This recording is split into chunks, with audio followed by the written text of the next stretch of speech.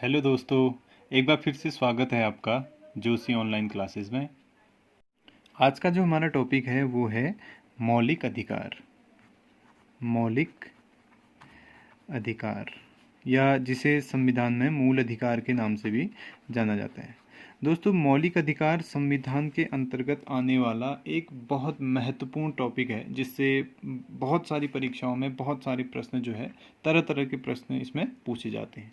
ठीक है, तो हम इसको क्या करेंगे, इतने अच्छे से यहाँ पर कवर करने का प्रयास करेंगे कि जो जितने भी हमें मौलिक अधिकार संविधान के द्वारा प्राप्त हुए हैं उन्हें हम आसानी से यहीं याद कर लें, और आने वाली परीक्षाओं में अगर इस टॉपिक से कोई भी प्रश्न आता है तो उसे हम आसानी से सॉल्व कर सकें, उसका उत्तर दे सकें। ठीक है, तो आइए शुरू करते हैं। मौलिक अधिकार, सबसे पहले समझते हैं कि मौलिक अधिकार होता क्या है। तो मौलिक अधिकार क्या है कि जो नागरिकों को संविधान के द्वारा प्रदत्त कुछ ऐसे अधिकार जो नागरिकों के हितों का संरक्षण कर सकें, उन्हें जो है संविधान में क्या कहा गया है, मौलिक अधिकार या मूल अधिकार कहा गया है। या दूसरे अगर हम शब्दों में इसकी परिभाषा करें तो हम ये देख सकते हैं कि एक नागरिक होने के नाते या एक मनुष्य होने के नाते हम किस चीज़ के हकदार हैं या हमें किस किस चीज़ का हक है, उसके बारे में जो जानकारी हमें मिलती है वो मौलिक अधिकारों से मिलती है। तो भारतीय संविधान में जो मौलिक अधिकारों का जो प्रावधान है, ठीक है, सबसे पहले तो यही बात आ जाती है कि जो भारतीय संविधान है हमारा, उसमें मौलिक अधिकारों का जो प्रावधान है उसे कहाँ से लाया गया, मतलब कहाँ से लिया गया। ठीक है, तो उसी को हम यहाँ पर यहीं से हम इसकी शुरुआत करते हैं कि जो सबसे पहले भारतीय संविधान में मौलिक अधिकारों का जो प्रावधान है उसे अमेरिका के संविधान से भारतीय संविधान में लिया गया है। पहला पॉइंट है, ये बहुत ही ज़्यादा महत्वपूर्ण है कि इसे अमेरिका के संविधान से क्या किया गया है, भारतीय संविधान में लिया गया है। ठीक है, पहला। दूसरा, ये जो मौलिक अधिकार हैं वो भारतीय संविधान में भाग 3, जो हमने पढ़ा है कि भारतीय संविधान में कितने भाग हैं, 22 भाग हैं, उनमें से जो भाग 3 है वो क्या करता है, मौलिक अधिकारों को डिस्क्राइब करता है या उनका वर्णन करता है।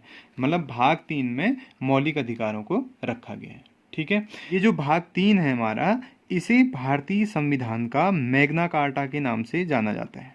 भारतीय संविधान का क्या कहा जाता है, इसे मैग्ना कार्टा कहा जाता है। कभी कभी क्या होता है कि प्रश्न सीधे सीधे यहीं से बना लेता है, जो हमारे ऑब्जेक्टिव प्रश्न होते हैं कि वह कौन सा भाग है संविधान का जिसे मैग्ना कार्टा कहा जाता है। तो वो भाग कौन सा है, हमारा भाग 3 है, जिसे भारतीय संविधान का मैग्ना कार्टा कहा जाता है। ठीक है, अब ये दिमाग में क्वेश्चन आ रहा होगा कि मैग्ना कार्टा क्यों कहा गया या मैग्ना कार्टा ये शब्द कहाँ से आया, तो इसको भी थोड़ा सा बताते हैं। इसमें क्या हुआ था, देखिए, लगभग 1215 में ब्रिटेन का एक जो सम्राट था, जिसको सम्राट जॉन करके जाना जाता है, सम्राट जॉन उसका नाम था। ठीक है, 1215 में कहाँ का सम्राट था, ये था ब्रिटेन का।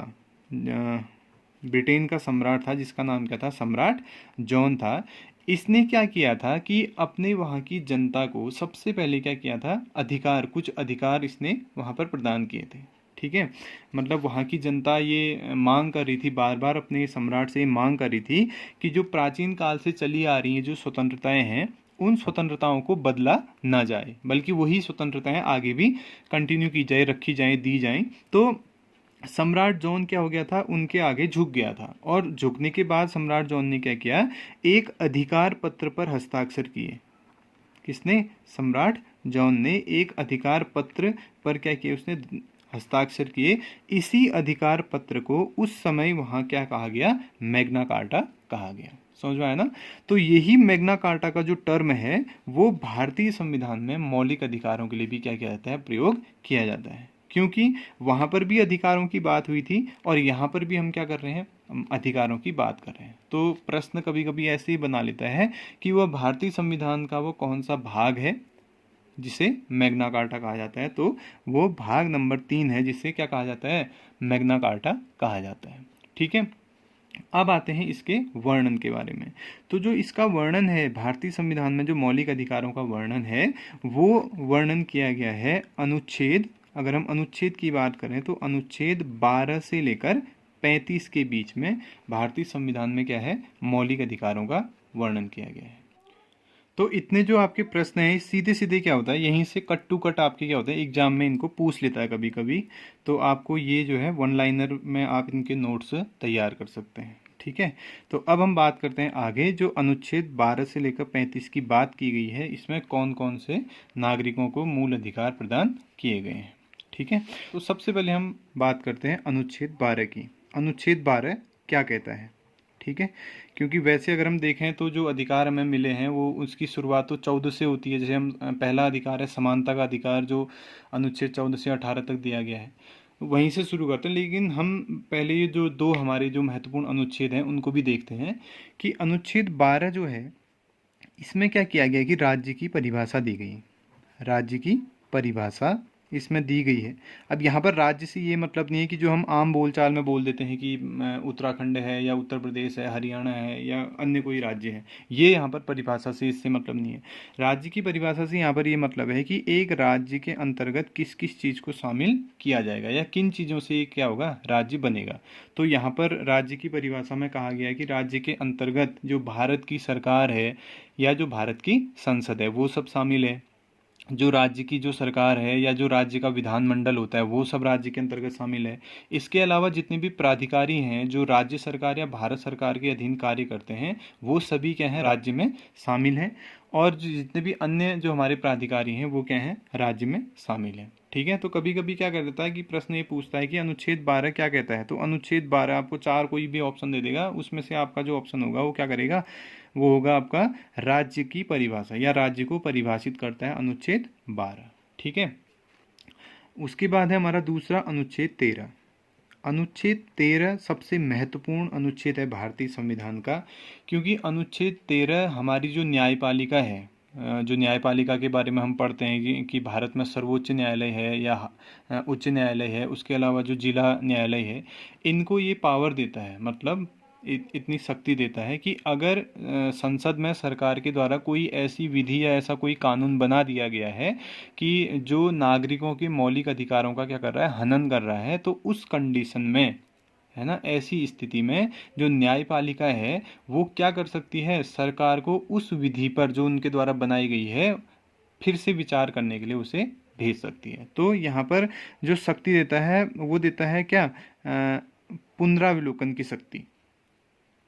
किस स्थिति में, जब सरकार किसी ऐसी विधि का निर्माण करेगी कि जो विधि किसी नागरिक के मौलिक अधिकारों का क्या करती है, हनन करती है, तो उस स्थिति में जो हमारी न्यायपालिका है वो उस विधि को क्या कर सकती है, दोबारा से भेज सकती है विचार करने के लिए सरकार के पास। तो ये जो है अनुच्छेद 12 कहता है कि राज्य की परिभाषा। अनुच्छेद 13 कहता है कि अगर कोई विधि ऐसी तैयार की गई है सरकार के द्वारा जो क्या कर रही है, मौलिक अधिकारों का हनन कर रही है, तो वो उसको न्यायिक पुनरावलोकन दोबारा से उसके बाद क्या कर सकता है, भेज सकता है। तो ये दो अनुच्छेद हैं सबसे महत्वपूर्ण। ठीक है, उसके बाद हम बात करते हैं जो वास्तव में मौलिक अधिकार क्या है, नागरिकों को प्राप्त हुए हैं। भारत का जो मूल संविधान जब लागू हुआ था 26 जनवरी 1950 को, तो उस समय क्या हुआ कि नागरिकों को 7 प्रकार के मूल अधिकार प्रदान किए गए थे। संविधान के द्वारा 7 अधिकार दिए गए थे। लेकिन फिर क्या हुआ कि एक संविधान में एक संशोधन किया गया जिसे 44वां संशोधन कहा जाता है। ये 44वां संशोधन हुआ था 1978 में। ये दोनों ही चीज़ें आपको याद रखनी है, ठीक है, क्योंकि ये दोनों ही एग्जाम के लिहाज से बहुत महत्वपूर्ण है। जो 44वां संशोधन हुआ था कब, 1978 में। यहाँ पर क्या हुआ कि एक जो संपत्ति का अधिकार दिया गया था नागरिकों को, उसे क्या कर दिया गया, समाप्त कर दिया गया। संपत्ति के अधिकार को समाप्त करके इसे क्या कर दिया गया, अनुच्छेद 300A में रख के कानूनी अधिकार बना दिया गया। ठीक है, अब यहाँ पर नियम यह है कि कोई भी जो व्यक्ति है वो मनचाही संपत्ति अपने पास नहीं रख सकता। अगर वो रखता है तो उसको फिर ब्लैक मनी या काला धन के रूप में जाना जाएगा। ठीक है, तो यहाँ पर आपको ये 3 चीज़ें याद रखनी है कि मूल संविधान में जो नागरिकों को मौलिक अधिकार दिए गए थे वो कितने थे, 7। अब कौन सा संविधान संशोधन हुआ, 44वां संविधान संशोधन हुआ। कब हुआ, 1978 में हुआ। कौन सा अधिकार हटा, संपत्ति का अधिकार हटा। अब कहाँ चला गया, अब ये 300A के तहत क्या बन गया, एक कानूनी अधिकार बन गया। अब आप देखिए कि एक अधिकार समाप्त हो गया, तो अब जो वर्तमान में भारतीय संविधान में नागरिकों को अधिकार हमारे मिले हुए हैं वो कितने अधिकार मिले हैं? 6। उन्हीं 6 अधिकारों के बारे में हम यहाँ पर डिस्कस कर रहे हैं, जिसमें पहला हमारा जो अधिकार है वो है समानता। समानता का अधिकार है पहला, जिसका वर्णन अनुच्छेद 14 से लेकर 18 में किया गया है। दूसरा है हमारा स्वतंत्रता का अधिकार। जो स्वतंत्रता का अधिकार है उसका वर्णन 19 से लेकर 22 के बीच में किया गया है। तीसरा हमारा जो अधिकार है वो है शोषण के विरुद्ध अधिकार। शोषण के विरुद्ध में जो अधिकार मिला है वो अधिकार मिला है अनुच्छेद 23 और 24। अनुच्छेद 23-24 कहता है कि शोषण के विरुद्ध अधिकार। चौथा जो हमारा अधिकार है वो है धार्मिक स्वतंत्रता का अधिकार। ठीक है, धार्मिक स्वतंत्रता का अधिकार, जिसे 25 से 28 के बीच में रखा गया है। अनुच्छेद 25 और 28 धार्मिक स्वतंत्रता का अधिकार को वर्णित करते हैं। उसके बाद है संस्कृति एवं शिक्षा संबंधी जो हमारा अधिकार है। संस्कृति एवं शिक्षा संबंधी जो अधिकार है उसे अनुच्छेद 29 और 30 के उसमें रखा गया है, ग्रुप में रखा गया है। और छठा जो हमारा लास्ट अधिकार है वो है संवैधानिक उपचारों का अधिकार। संवैधानिक उपचारों का अधिकार, जिसे अनुच्छेद 32 के अंतर्गत रखा गया है। ठीक है, अब यहाँ पर देखो 30 के बाद सीधे 32 क्यों आया? अभी 31 रह गया ना बीच में, तो आपको पता होना चाहिए जो 31 में था वो क्या था? संपत्ति का अधिकार था, जिसे वर्तमान में क्या कर दिया गया है? हटा लिया गया है। ठीक हो गया। तो ये 6 अधिकार हमें संविधान के द्वारा प्राप्त हुए हैं। अब इन्हीं 6 अधिकारों में से हम एक एक करके सभी को क्या करेंगे? डिस्कस करेंगे। तो पहला जो हमारा अधिकार है जिसके बारे में हमको डिस्कस करना है वो है समानता का अधिकार, जिसका जो वर्णन है वो अनुच्छेद 14 से लेकर 18 के बीच में किया गया है। अब हमको यहाँ पर ये समझना है कि हर एक पॉइंट को समझना है कि 14 में क्या कहा गया, 15 में क्या कहा, 16, 17, 18 में क्या क्या चीज़ें कही गई हैं, और एग्जाम में क्या कैसे वो आती हैं और कैसे उसका आपको जवाब देना है, याद रखना है। ठीक है, तो हम इसको क्रम से पढ़ते हैं। सबसे पहले अगर हम बात करें अनुच्छेद 14 की, तो अनुच्छेद 14 में बताया गया विधि के समक्ष समानता। क्या बोला? विधि के समक्ष, विधि के समक्ष समानता। इससे तात्पर्य हमारा ये हुआ, विधि का मतलब क्या हुआ? कानून के सामने।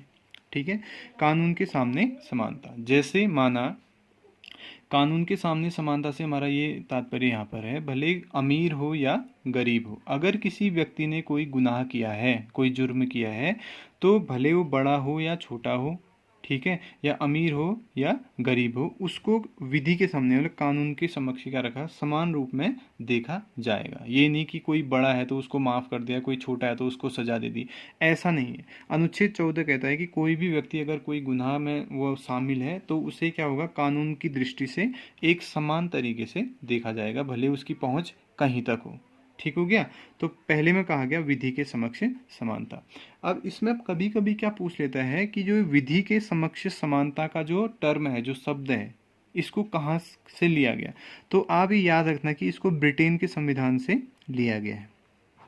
समझ गए? केवल ये जो लाइन है 14 में जो कहा गया विधि के समक्ष समानता जो है, उसको कहाँ के संविधान से ग्रहण किया गया? ब्रिटेन के संविधान से इसको भारतीय संविधान में ग्रहण किया गया है। ठीक है, अब जो अगला है हमारा अनुच्छेद 15, वो कहता है कि जो राज्य है, जिसकी परिभाषा हमने अभी 12 में पढ़ी थी, वो क्या है? वो धर्म के आधार पर या जाति के आधार पर या लिंग के आधार पर या जन्म स्थान के आधार पर, ठीक है, कोई भी भेदभाव नहीं करेगा। जो राज्य है आपका, वो किसी भी धर्म के मामले में या जाति के मामले में या लिंग को आधार मानकर या जन्म स्थान को आधार मानकर किसी भी तरह का भेदभाव लोगों के साथ नहीं करेगा। ये बात जो है अनुच्छेद 15 में बताई गई है।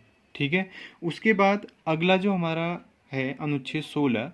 अनुच्छेद 16 में कहा गया है कि जो लोक नियोजन है, लोक नियोजन से हमारा यहाँ पर तात्पर्य है सरकारी नौकरियों से। ठीक है, सरकारी नौकरियों में सभी को क्या है? समान अवसर। समान अवसर दिए जाने की जो समानता है वो अनुच्छेद 16 में बताई गई है कि लोक नियोजन के लिए या सरकारी नौकरी के लिए कोई भी जो सक्षम व्यक्ति है, जो योग्यता रखता है, वो क्या कर सकता है? अप्लाई कर सकता है। अब इसका थोड़ा सा जो हम अपवाद देखते हैं वो हम देखते हैं कि आरक्षण के मामले में देखते हैं, जिसमें संविधान राज्य को ये अधिकार देता है कि अगर वो देख रहा है अगर राज्य ये महसूस करता है कि किसी वर्ग का लोक नियोजन में या सरकारी उसमें वो कम है, अपना प्रतिनिधित्व कम है, तो वो उसको क्या कर सकता है, आरक्षण देकर उसको उस तबके को उठाने का प्रयास कर सकता है। ये अपवाद के रूप में इसमें ज़रूर देखने को मिलता है। ठीक है, तो फिर से एक बार तीनों को देख लें। 14 में क्या कहा गया? 14 में कहा गया विधि के समक्ष सभी क्या है, समान है। और ये विधि के समक्ष जो समान वाला जो वाक्य है वो ब्रिटेन के संविधान से लिया गया। धर्म, जाति और लिंग और जन्म स्थान के आधार पर राज्य कोई भी भेदभाव नहीं करेगा, ये किस में कहा गया? अनुच्छेद 15 में कहा गया। 16 में कहा गया लोक नियोजन या सरकारी नौकरियों के लिए क्या मिलेगा? सभी को समान अवसर दिया जाएगा। इसके बाद हम बात करते हैं 17 की। 17 में क्या कहा गया? 17 में अस्पृश्यता का अंत। अस्पृश्यता, जो छुआछूत जिसको बोला जाता है, अस्पृश्यता का अंत, ये बात जो कही गई छुआछूत से संबंधित जो बात है आपकी, इसका अंत किया गया है अनुच्छेद 17 में। ये जो अनुच्छेद है, अनुच्छेद 17, जिसमें अस्पृश्यता का अंत बताया गया है, तो इसके आधार पर कोई भी व्यक्ति कहीं भी, जैसे माना मंदिर में जाने का सभी को अधिकार, कहीं से भी पानी भरने का सभी को अधिकार जो है इस अनुच्छेद के तहत यहाँ पर दिया गया है। और अगर इसका कोई पालन नहीं करता है ना, छुआछूत का इसमें अंत किया गया है, लेकिन अगर उसे कोई फिर भी उसको मान रहा है तो वहाँ पर आवश्यक कार्रवाई के रूप में जो दंड जो प्रक्रिया है वो इस अनुच्छेद के तहत की जा सकती है। ठीक है, ये बताता है। लास्ट है आपका 18। 18 कहता है उपाधियों का अंत। 18 में क्या कर दिया गया? उपाधियों का अंत कर दिया गया। उपाधियों का अंत। अब उपाधियों से अंत से हमारा ये तात्पर्य है कि भारत लगभग 200 सालों तक अंग्रेज़ों का गुलाम रहा। तो अंग्रेज़ क्या करते थे, भारत में जो भी प्रतिष्ठित व्यक्ति हुआ करते थे उनको अलग अलग तरह की उपाधियों से नवाजा करते थे। जैसे खान बहादुर है, या सर की उपाधि है ना, राय बहादुर की उपाधि है। तो संविधान में जब ये बना, आपका अधिकार, मौलिक अधिकार आया, समानता का अधिकार आया, तो उन्होंने क्या किया कि अनुच्छेद 18 के तहत उपाधियों का क्या कर दिया? अंत कर दिया गया। लेकिन अभी भी अगर हम देखें, जो हमारी जो आर्मी, जो हमारी भारतीय सेना है, वहाँ पर फिर भी वहाँ पर क्या देती है? उपाधि तो दी जाती है, लेकिन वो इससे क्या है, हटके है। इसमें सिर्फ क्या है आपका, जो ब्रिटेन ने जो व्यक्ति विशेष को कोई उपाधि दी थी, जैसे राय बहादुर है, खान बहादुर है, सर की उपाधि है, तो इस तरह की उपाधियों का अंत क्या कर दिया गया? अनुच्छेद 18 के तहत यहाँ पर कर दिया गया।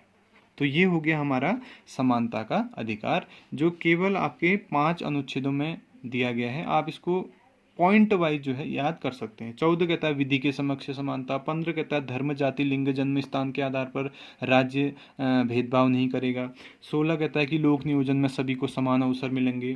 17 कहता है अस्पृश्यता, जो छुआछूत है, उसका अंत होगा। और 18 कहता है कि उपाधियों का भारत से क्या कर दिया गया है? अंत कर दिया गया है। तो इस तरह से हमें क्या हो गया? समानता का अधिकार याद हो गया। अब किसी भी अनुच्छेद से आपसे पूछे तो आप आराम से बता सकते हैं। इसमें जो सबसे महत्वपूर्ण आपका पूछता है, ये आपका जो अस्पृश्यता का अंत है और उपाधियों का अंत है, ये दोनों बहुत इंपॉर्टेंट है, क्योंकि ये पूछे जाते हैं कि अस्पृश्यता का अंत कौन से अनुच्छेद में दिया गया? तो अनुच्छेद 17 में दिया गया है। उपाधियों का अंत कौन से में दिया गया? अनुच्छेद 18 में दिया गया है। तो 18 में जो उपाधियों का अंत किया गया, ये ब्रिटेन से जो उपाधि मतलब यहाँ दी गई थी लोगों को, उसका अंत हो गया। लेकिन यहाँ पर जो भारत सरकार के द्वारा जो भारत रत्न दिया जाता है, या पद्म विभूषण है, या पद्म भूषण है, पद्मश्री है, और सेना के द्वारा जो परमवीर चक्र है, या महावीर चक्र है, या वीर चक्र है, वो जो दिए जाते हैं वो इसी अनुच्छेद के तहत जो है यहाँ पर दिए जाते हैं, क्योंकि वो इनको समाप्त नहीं किया गया है। समाप्त किया गया है जो ब्रिटेन के द्वारा दी जाती थी। और अभी ये भी इसमें नियम है कि अगर कोई दूसरा जो देश है वो भारत के किसी नागरिक को कोई उपाधि से सम्मानित करना चाहता है, तो वो बिना राष्ट्रपति की अनुमति से उस उपाधि को नहीं ले सकता है। ये अनुच्छेद 18 में साफ साफ कहा गया है। ठीक है, अब इसके बाद जो हमारा अगला है वो है हमारा स्वतंत्रता का अधिकार। स्वतंत्रता के अधिकार की अगर हम बात करें तो इसका जो उल्लेख है वो अनुच्छेद 19 से लेकर 22 के बीच में किया गया है। तो इसी में हम देखते हैं कि कौन से अनुच्छेद में कौन सी स्वतंत्रताएं भारत के नागरिकों को दी गई हैं। ठीक है, तो सबसे पहले तो हम बात करें अगर अनुच्छेद 19 की। अनुच्छेद 19 में पहले जो था, जब मूल संविधान जब आया था, तो उस समय तो 7 प्रकार की इसमें स्वतंत्रताएं भारत के नागरिकों को दी गई थी। लेकिन जैसा मैंने पहले बताया आपको कि 44वां संविधान संशोधन जब हुआ था, तो उसमें क्या हुआ था कि संपत्ति के अधिकार को यहाँ से हटा लिया गया था। तो अब इसमें मूल रूप से 6 प्रकार की स्वतंत्रताएं भारतीय नागरिकों को दी गई हैं। तो उसे ही हम क्या करते हैं, इसके अंतर्गत पढ़ते हैं। तो सबसे पहले जो हमारा अनुच्छेद है वो है अनुच्छेद 19 का ए। अनुच्छेद 19 ए में क्या कहा गया? अनुच्छेद 19 में बताया गया कि भारतीय नागरिकों को बोलने की क्या है? स्वतंत्रता है। यानी कि अभिव्यक्ति की जो स्वतंत्रता है वो किस में दी गई? अनुच्छेद 19 ए में दी गई कि भारतीय नागरिक अगर कहीं पर कुछ चीज़ गलत हो रहा है तो उसके खिलाफ क्या कर सकते हैं? अपनी आवाज़ को उठा सकते हैं, यानी कि उसके बारे में बोल सकते हैं। तो बोलने की आज़ादी दी गई अनुच्छेद 19 ए के तहत। ऐसे ही अनुच्छेद 19 बी, अनुच्छेद 19 बी में कहा गया कि एक जगह एकत्रित होने की। अनुच्छेद जो 19 का बी है वो नागरिकों को ये अधिकार देता है कि वो एक जगह एकत्रित होकर क्या कर सकते हैं? सभा कर सकते हैं। ठीक है। अब ये सभा जो है क्या होनी चाहिए? शांतिपूर्ण तरीके से होनी चाहिए और बिना हथियारों के होनी चाहिए। अगर बिना हथियारों के है और शांतिपूर्ण है तब आपको 19 जो बी है वो ये स्वतंत्रता प्रदान करता है। उसके बाद है 19 का सी। ये सब 19 के ही अंदर है। ठीक है। 19 के अंदर बोलने की स्वतंत्रता है, एक जगह शांतिपूर्ण तरीके से एकत्रित होकर सभा करने की स्वतंत्रता है। और अनुच्छेद 19 का सी कहता है कि आपको, ठीक है, कोई भी जो व्यक्ति है भारत का वो क्या कर सकता है? समूह बनाने की स्वतंत्रता दे सकता है। समूह बनाने की स्वतंत्रता। ठीक है। समूह बनाने की क्या दी गई है यहाँ पर? स्वतंत्रता भारतीय नागरिकों को दी गई है अनुच्छेद 19 सी के तहत। ऐसे ही 19 का डी, 19 डी में कहता है कि भारत में, ठीक है, भारत में कहीं भी आने जाने की स्वतंत्रता। आने जाने से हमारा यहाँ पर ये मतलब हुआ कि भारत में हम देखते हैं कि 28 राज्य हैं और 8 केंद्र शासित प्रदेश हैं। तो उन प्रदेशों में और उन राज्यों में हम कहीं भी क्या कर सकते हैं? आ जा सकते हैं।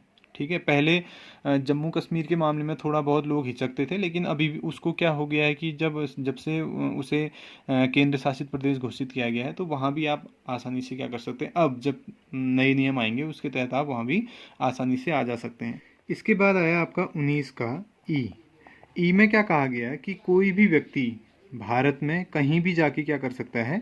निवास कर सकता है। तो निवास करने की जो स्वतंत्रता दी गई वो अगला जो हमारा है अनुच्छेद 19 का ई, पांचवी जो स्वतंत्रता दी गई निवास करने की, भारत के किसी भी क्षेत्र में जाके निवास करने की जो स्वतंत्रता दी गई वो दी गई अनुच्छेद 19 ई के तहत। इसके बाद आपका है अगला, ये है 19 का एफ, जिसमें बताया गया किसी भी प्रकार का व्यापार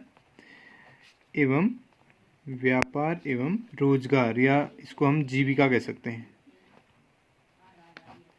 ठीक है। व्यापार एवं जीविका कमाने की स्वतंत्रता। ठीक। तो 19 के एफ में क्या कहा गया कि व्यक्ति किसी भी तरह का व्यापार कर सकता है जो कानून की नज़र में सही है और वो अपना जीविका कमाने के लिए कोई भी कार्य कर सकता है। तो इस तरह की जो स्वतंत्रता दी गई थी वो अनुच्छेद 19 के एफ में भारतीय नागरिकों को प्रदान की गई है। बाद में क्या हुआ कि 19 ए जो हमारा बोलने की स्वतंत्रता है, ठीक है, इसमें क्या हुआ कि प्रेस की स्वतंत्रता का वर्णन भी इसी के अंतर्गत कर दिया गया। जो प्रेस की स्वतंत्रता हम कहते हैं, है ना, जिसको हम लोकतंत्र का चौथा स्तंभ मानते हैं, उस प्रेस की स्वतंत्रता को भी कहाँ दे दिया गया? अनुच्छेद 19 ए के तहत ही रखा गया। तो कभी कभी तो ये भी प्रश्न यहीं से उठा देता है कि प्रेस की स्वतंत्रता का उल्लेख किस अनुच्छेद में किया गया है? तो अनुच्छेद 19 ए में किया गया है। इसके बाद हम बात करते हैं अनुच्छेद 20 की। अब अनुच्छेद जो हमारा 20 है, अनुच्छेद 20, इसमें क्या बताया गया है? इसमें बताया गया है कि इसमें कहता है अपराध के दोष सिद्ध, जब जैसे माना कोई व्यक्ति है उस पर क्या हो गया है? अपराध का क्या हो गया है? अपराध का दोष सिद्ध होने पर उसको कौन कौन सी जो स्वतंत्रता है वो दी गई है। दोष सिद्ध पर कौन कौन सी स्वतंत्रताएं दी गई है उसका जिक्र अनुच्छेद बी में किया गया। अब कौन कौन सी वो स्वतंत्रताएं हैं? सबसे पहली स्वतंत्रता उसको ये दी गई है कि उसे क्या होगा? गवाही देने के लिए बाध्य नहीं किया जाएगा। गवाही देने के लिए, ठीक है, राज्य द्वारा उसे गवाही दे, अपने खिलाफ न्यायालय में जाके ऐसा नहीं कह सकती कि तुम अपने खिलाफ वहां पर जाके गवाही दो और अपना जुर्म मतलब कबूल करो, ये उसको बाध्य दबाव उसके ऊपर नहीं डाला जाएगा। पहला तो ये कहता है। दूसरा ये कहता है कि जिस समय व्यक्ति ने गुनाह किया है और उस पर अपराध का दोष सिद्ध हो गया है तो क्या होगा, उसे उसी समय के कानून से सजा, है ना, उसी समय के कानून से क्या मिलेगी, उसे कानून से सजा मिलेगी। जैसा माना, एक एग्जाम्पल के रूप में हम कहते हैं कि माना किसी ने 2015 में चोरी की, ठीक है। उस समय क्या था कि 2015 में एक कानून था कि अगर कोई व्यक्ति चोरी करेगा तो उसे 2 साल की सजा होगी, माना, ठीक है। अब माना क्या हुआ, 2016 में कानून बदल गया, चोरी के लिए 5 साल की सजा आ गई। तो इसका मतलब ये नहीं है कि जिसने 2015 में पहले वो की थी, चोरी की थी, उसकी सजा को बढ़ा के 5 साल कर दिया जाएगा, ये गलत है इसमें, ठीक है। उस समय 2 साल की सजा दी थी, उस व्यक्ति को 2 ही साल की सजा मिलेगी। 2016 में 5 की सजा हुई तो इसका मतलब ये हुआ कि 2016 के बाद जो गुनाह करेगा, चोरी करेगा, उस व्यक्ति को क्या होगा, 5 साल की सजा दी जाएगी, ठीक है। तो वो कहता है कि कोई भी गुनहगार जिसके खिलाफ दोष सिद्ध हुआ है उसे उसी समय के कानून के आधार पर सजा दी जाएगी। और तीसरे में कहा गया है कि एक गुनाह के लिए, जैसे उसने एक बार कोई क्या कर दिया है, गुनाह किया है या अपराध किया है, एक अपराध के लिए या एक गुनाह के लिए एक बार सजा, ये प्रावधान किया गया है इसमें बताया गया कि जैसे कोई व्यक्ति है जिसने क्या किया, एक बार कोई गुनाह कर दिया तो उसे एक बार क्या होगी, उसकी सजा मिलेगी। जैसे कोई व्यक्ति माना चोरी किया, जेल में अपनी सजा काट के बाहर आया, फिर किसी दूसरे बंदे ने चोरी की, तो इसका मतलब ये नहीं कि जिसने पहले सजा काटी है उसी को आप पकड़ के बार बार क्या कर रहे हैं, सजा दिला रहे हैं, तो ऐसा नहीं है, ठीक है। तो इसमें कहा गया है कि एक व्यक्ति जब एक गुनाह को अगर कर लेता है तो उस गुनाह के लिए ही उसे क्या होगी, एक ही बार सजा दी जाएगी, बार बार सजा नहीं दी जाएगी। तो अनुच्छेद 20 में ये 3 तरह के संरक्षण अपराधी के दोष सिद्धि के होने समय उसको प्रदान किए गए हैं। कौन कौन से हैं, गवाही देने के, मतलब अपने खिलाफ वो गवाही देने के लिए उसको बाध्य नहीं किया जा सकता, पहली बात। दूसरा, उसे क्या होगा, उसी समय के कानून से सजा दी जाएगी। और तीसरा, एक गुनाह के लिए क्या होगा, एक ही बार उसे सजा दी जाएगी। अब इसके बाद अगला हमारा जो है वो है अनुच्छेद 21। अब अनुच्छेद 21 क्या कहता है, अनुच्छेद 21 कहता है, अनुच्छेद 21 में बताया गया है प्राण एवं दैहिक स्वतंत्रता, प्राण एवं दैहिक स्वतंत्रता की जो बात है ये बहुत ही महत्वपूर्ण है, ये वाली स्वतंत्रता। इसके बारे में बहुत सारे प्रश्न अनेक एग्जामों में बार बार जो है पूछे जाते हैं, तो इसको आप इम्पोर्टेंट करके याद कीजिएगा कि अनुच्छेद 21 प्राण एवं दैहिक स्वतंत्रता की क्या करता है, बात करता है, ठीक। तो फिर बाद में क्या हुआ कि इसी अनुच्छेद के तहत 21 क को जोड़ा गया या 21 ए को जोड़ा गया, और उसमें ये बताया गया कि एक राज्य के अंतर्गत जो 6 वर्ष से लेकर 14 वर्ष तक के क्या हैं, बच्चे हैं, 6 वर्ष से लेकर 14 वर्ष तक के जो क्या हैं, बच्चे हैं, उन बच्चों को निःशुल्क एवं अनिवार्य शिक्षा राज्य के द्वारा दी जाएगी। इसके बारे में 21 अनुच्छेद 21 के ए में ये बात कह गई। अब कभी कभी ये पूछता है 21 ए को कब जोड़ा गया, या 6 वर्ष से 14 वर्ष तक के बच्चों को निःशुल्क शिक्षा देने के लिए कौन सा संविधान संशोधन हुआ। तो यहाँ पर जो संविधान संशोधन हुआ था उसको याद रखना आपने, वो हुआ था 86वां संविधान संशोधन, जो 2002 में हुआ था। 2002 में 86वां संविधान संशोधन हुआ था, जिसके माध्यम से अनुच्छेद 21 में एक और जो हमारा पॉइंट है वो जोड़ा गया, जिसमें बताया गया कि जो राज्य है वो 6 वर्ष से 14 वर्ष तक के बच्चों को क्या करेगा, निःशुल्क और अनिवार्य रूप से शिक्षा देगा, ठीक है। इसके बाद अगला है हमारा, और ये है आपका अनुच्छेद 22, ये लास्ट है अनुच्छेद 22। अब इस अनुच्छेद में क्या बताया गया कि इसमें गिरफ्तारी के संबंध में, गिरफ्तारी के संबंध में भी कुछ स्वतंत्रताएं दी गई हैं।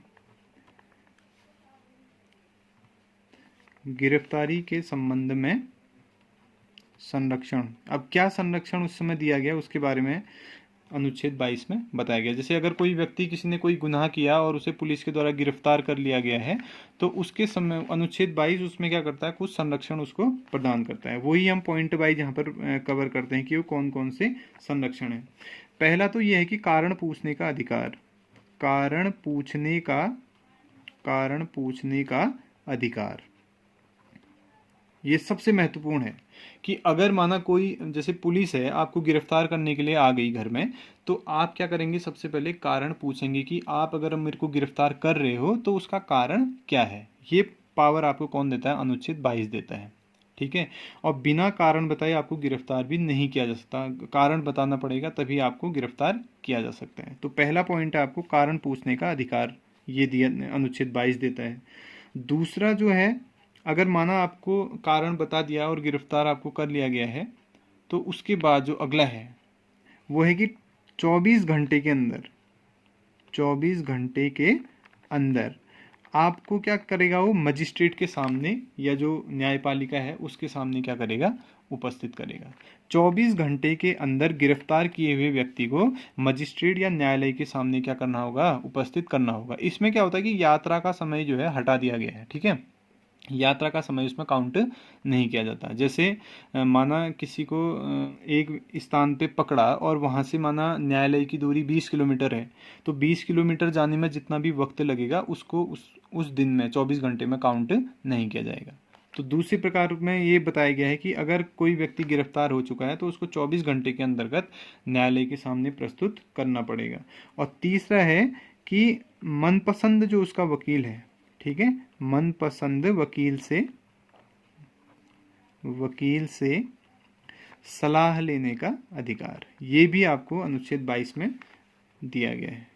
क्या कि गिरफ्तार हुआ व्यक्ति अपने मनपसंद वकील से क्या कर सकता है, सलाह ले सकता है। ये उसको अधिकार अनुच्छेद 22 देता है। तो इस तरह से जो हमारा स्वतंत्रता का अधिकार है, जिसमें 19 से लेकर 22 तक का हमने सभी अनुच्छेद को पॉइंट वाइज देखा। अनुच्छेद 22 है वो गिरफ्तारी के संबंध में क्या करता है, व्यक्ति को संरक्षण प्रदान करता है। संरक्षण आपके सामने है कि कारण पूछने का अधिकार होगा, उसे 24 घंटे के अंदर उसे न्यायालय के सामने पेश करना होगा, और मनपसंद वकील से सलाह लेने का क्या होगा, उसे अधिकार होगा। तो ये हमारा हो गया स्वतंत्रता का अधिकार। तो अगले जो अधिकार हैं उसे हम दूसरे वीडियो में कवर करेंगे, क्योंकि ये वीडियो फिर ऐसे अगर चलाएंगे तो बहुत लंबा ये वीडियो बन रहा है हमारा। अगले अधिकारों के लिए हम इसका भाग 2 लेके आएंगे, जिसमें बाकी जो बचे हमारे अधिकार हैं, जैसे शोषण के विरुद्ध अधिकार है, या संस्कृति एवं शिक्षा संबंधी अधिकार है, और धार्मिक स्वतंत्रता का अधिकार है, संवैधानिक उपचारों का अधिकार है, उसको हम अगले वीडियो में कवर करेंगे।